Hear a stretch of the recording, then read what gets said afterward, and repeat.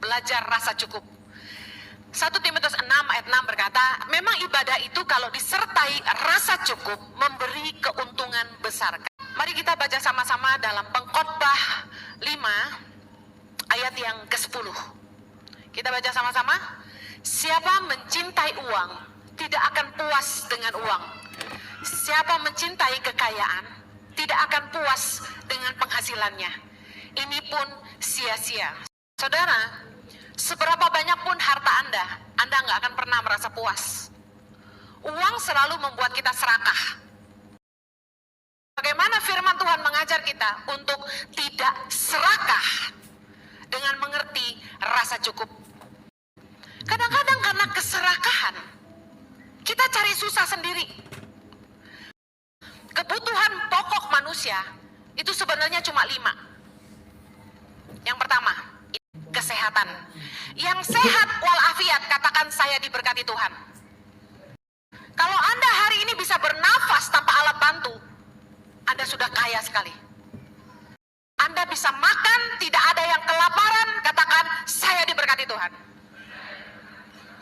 Anda tidak perlu kedinginan, Anda punya lebih dari 3 pakaian di rumah Anda, katakan saya diberkati Tuhan.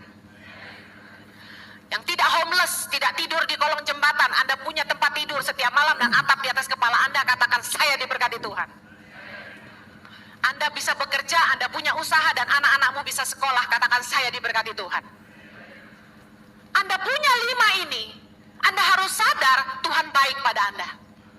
Kalau masih ada yang mengeluh, kurang ajar namanya.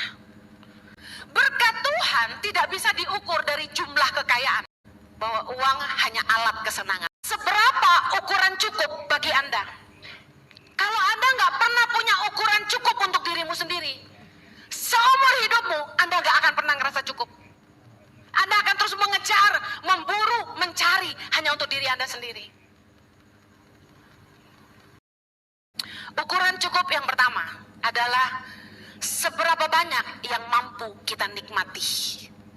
Cukup artinya yang mampu kita nikmati.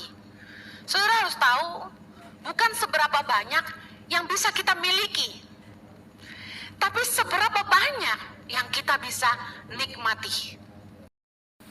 Saudara, jangan nilai orang diberkati itu dari seberapa banyak yang dia punya.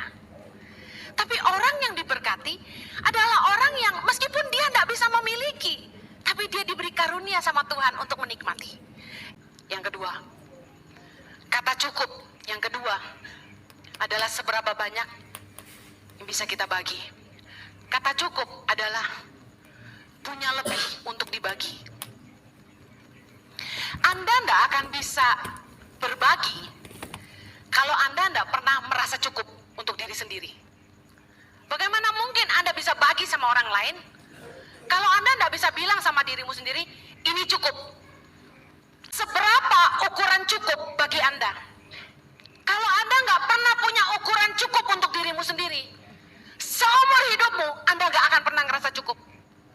Anda akan terus mengejar, memburu, mencari hanya untuk diri Anda sendiri. Berapa kata cukup buat Anda? Ukuran cukup kita nggak sama. Apa ukuran cukup buat Anda? Orang kenapa nggak pernah merasa cukup?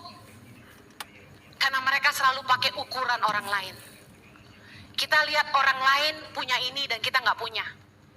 Kita lihat orang lain bisa punya lebih banyak dan kita belum punya. Anda nggak akan pernah ngerasa cukup kalau Anda selalu pakai ukuran orang lain. Yesus menasihatkan kita untuk minta yang secukupnya, untuk berjaga-jaga dan waspada dari ketamakan. Dia nggak mau kita serakah, tapi dia mau kita menikmati hidup kita. Amin. Diberkati adalah diberi kuasa untuk menikmati hidup ini. Diberkati yang kedua adalah diberi kuasa untuk berbagi dengan sesama. Mengertilah kata cukup. Kata cukup yang pertama, seberapa yang mampu kita nikmati. Cukup yang kedua, punya lebih untuk dibagi.